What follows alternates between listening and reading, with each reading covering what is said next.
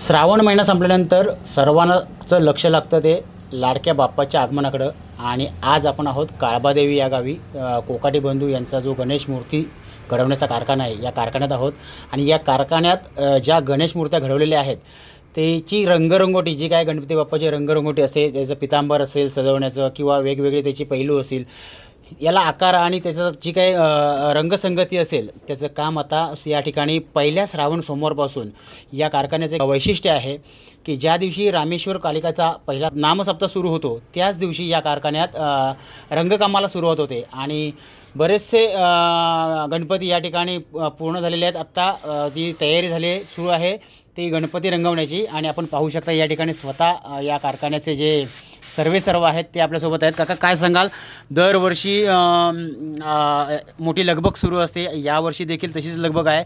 400-450 पाट आपल्याकडे दरवर्षी असतात, काय सांगाल?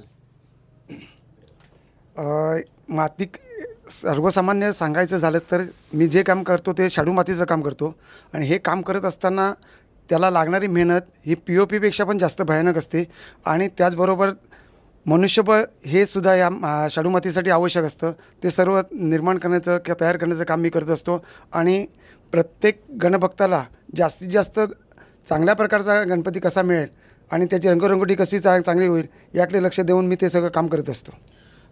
शासनानेच सांगितलं की पर्यावरणपूरक गणेशोत्सव साजरा व्हावा।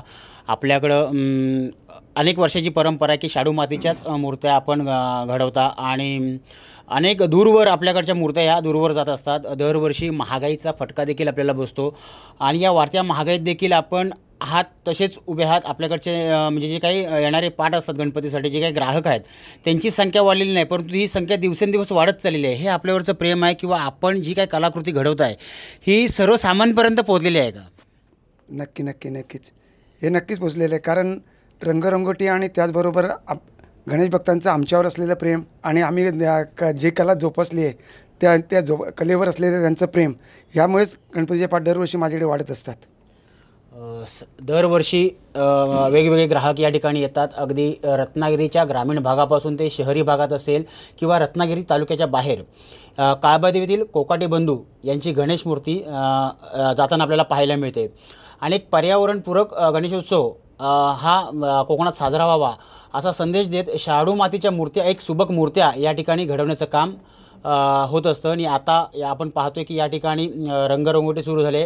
काही दिवसातच ही रंगरंगोटी संपेल आणि अंतिम जो हात असतो जे काही रेखणी म्हणतात की जे काही गणपतीचे डोळे असतात किंवा जो मुख्य पार्ट असतो त्या पार्टकडे हे सगळे कलाकार वळतील आणि सर्वांची उत्सुकता गणेश चतुर्थीच्या दिवशी संपुष्टात येईल। कॅमेरामन शुभम पवारसह Prashant Pawar, Times Digital, Kalbadevi, Ratnagiri. Times डिजिटलला लाईक करा, शेअर करा, सबस्क्राइब करा आणि बेल आयकॉन दाबायला विसरू नका। Times digital.